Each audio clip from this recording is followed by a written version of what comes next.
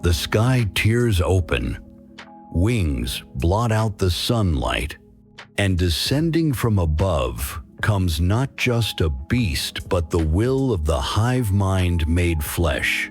This is the Winged Hive Tyrant, a living engine of war, commander of the swarm, and apex predator of the Tyranid horde.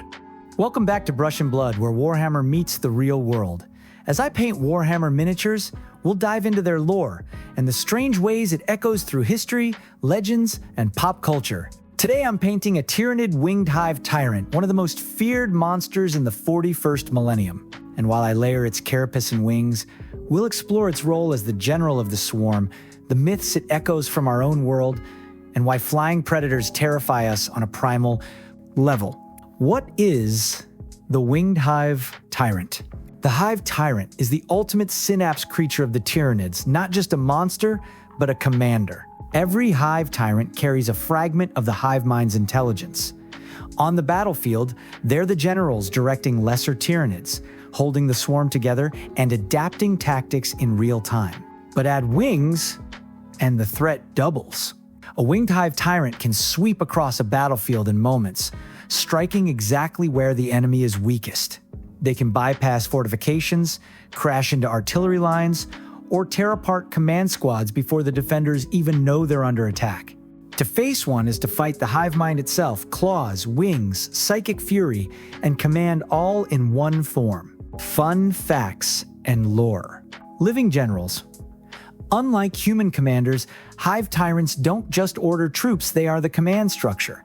Kill one, and entire swarms can collapse. Evolution on demand. No two Hive Tyrants are the same. Some are psychic terrors, others brutal melee beasts. Wings make them flexible hunter and commander in one. Battlefield killers. Hive Tyrants have slain chapter masters, Imperial Knights, and even Titans. Records show them ripping through tank companies alone. Hive Mind anchors. The Hive Tyrant is a synapse hub without them. Lesser Tyranids fall into confusion, named Tyrants. Hive Fleet Kraken fielded some of the most infamous winged tyrants. Their assaults described as living storms of flesh and fang. Tabletop tie-in. On the tabletop, Winged Hive Tyrants are fast, durable, and devastating. They combine psychic powers, brutal melee, and ranged weapons while keeping your swarm organized. They're both hammer and brain in one monstrous package. The fall of Mirabel 9 and the duel at Carthax Ridge.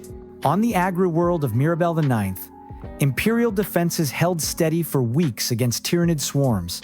Trenches, artillery, and disciplined fire kept the chitinous tide at bay. Then the sky broke open. A Winged Hive Tyrant descended onto the command bastion, tearing apart Vox arrays and officers in moments. The guard lines faltered, cut off from leadership. The swarm surged forward, no longer met with coordinated fire. By nightfall, Mirabel IX was silent, its skies ruled by wings, its ground stripped bare. The fall of the world began the moment its leaders were dragged into the sky. On Carthax Ridge, a different tale unfolded. The Ultramarines' 3rd Company was dug in, determined to hold a mountain pass at all costs. Their captain knew the swarm was coming, but what he didn't know was that a Winged Hive Tyrant was circling above. At dawn, the beast descended. Bolter fire tore chunks from its wings, but it crashed into the lines like a thunderbolt, ripping Terminators apart with sword claws longer than a man. The captain met it in single combat, his power sword clashing against scything talons. For 10 minutes, the duel raged marine against monster, faith against hunger. In the end, the tyrant crushed him, body and spirit. Without their leader, the company broke. The Hive Mind doesn't just consume flesh, it consumes hope. That day, Carthax Ridge was renamed by survivors as the Broken Sky. Real-world parallels, apex predators and generals. The Winged Hive Tyrant combines two archetypes, the predator and the commander, apex predators. Birds of prey hawks, eagles, falcons strike from above, terrifying prey before the talons ever land. For most of human history, a shadow overhead could mean sudden death. Even today, people tense when something large passes over them. That primal unease is hardwired into us. A Hive Tyrant weaponizes that fear, becoming a storm in the sky. Commanders who led from the front. Alexander the Great didn't win battles from the rear.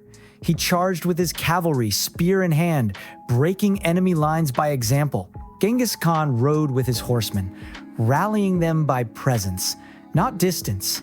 Napoleon often placed himself where the fighting was fiercest, inspiring his men by daring. The Winged Hive Tyrant mirrors all of them, a leader who doesn't just give orders, but embodies the fight. Total domination. Most armies collapse when their leaders fall. The Hive Tyrant flips that fear on its head. It's both the general and the weapon. If you don't kill it, the swarm fights smarter. If you do, the swarm goes wild but may already have torn you apart. Either choice is a nightmare. It's this mixed predator and leader that makes the Winged Hive Tyrant so terrifying. You're not just fighting a monster.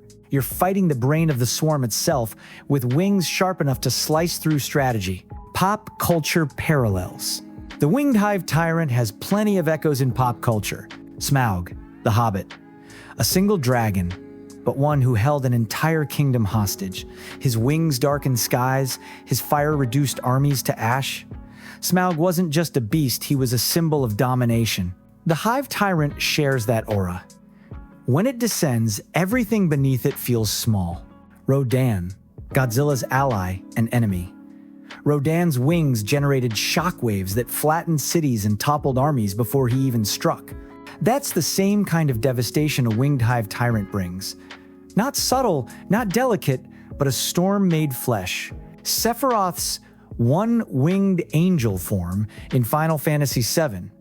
One wing doesn't just give him flight, it marks him as transcendent, beyond human, almost divine. The Hive Tyrant carries that same vibe. Wings as the icon of superiority, a monster set above the rest. The Balrog of Moria, the Lord of the Rings. When it spread its wings of shadow and flame, even Gandalf trembled. Like the Hive Tyrant, it wasn't just a fighter, it was fear incarnate, descending from above to break hope. Kaiju across cinema, from King Ghidorah to Mothra, flying kaiju symbolize unstoppable disaster. Their wings mean the threat isn't confined to one place, it spreads everywhere, just as a Hive Tyrant can sweep across battlefields in seconds. Each of these creatures is larger than life, airborne, commanding, and unstoppable. The Winged Hive Tyrant stands right among them. Warhammer's nightmare in the skies, where wings aren't just for flight, they're for domination. Psychology of fear. Why do flying predators strike such terror into us? It isn't just the claws, it's something much deeper. Evolutionary memory. For millions of years, our ancestors were prey to raptors. A shadow overhead could mean talons a heartbeat later. That reflex never left us. Even today, if a bird swoops at you in a parking lot, you duck its primal coding, loss of control. On the ground, you can fight, you can run, you can hide. Against something in the air, you're a mouse watching a hawk, helpless. And the Hive Tyrant knows it. The leader's aura. Facing a Hive Tyrant means facing the Hive Mind's will in physical form. It's not just a beast, it's the general, the voice, the brain, the boss fight. It's like if your worst nightmare also showed up with a clipboard to tell you you're failing. The sky belongs to them. We like to think the sky is freedom birds, planes, open horizons. The Hive Tyrant takes that dream and twists it. Freedom becomes fear.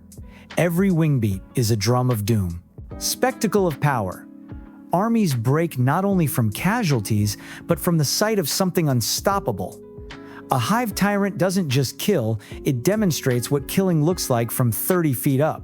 That's why regiments don't just falter when a Hive Tyrant takes flight, they collapse. It's fear written in biology, performed in theater, and signed in blood. Here's our finished Winged Hive Tyrant, a soaring monster, a general of the swarm, and proof that in the 41st millennium, even the skies are not safe. Next time on Brush and Blood, we're leaving the Tyranids behind and setting sail with the Caradron overlords, the Von Grimm Harpoon crew. Sky dwarves with a knack for engineering, treasure hunting, and throwing harpoons the size of cannons. And once again, a huge shout out to Polly, you rock, man. Thanks for keeping this channel flying high. Disclaimer. This episode is for entertainment purposes only.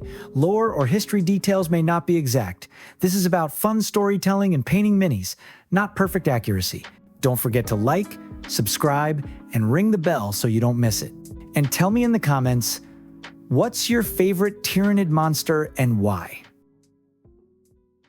Now let's rate today's episode's model. Yes!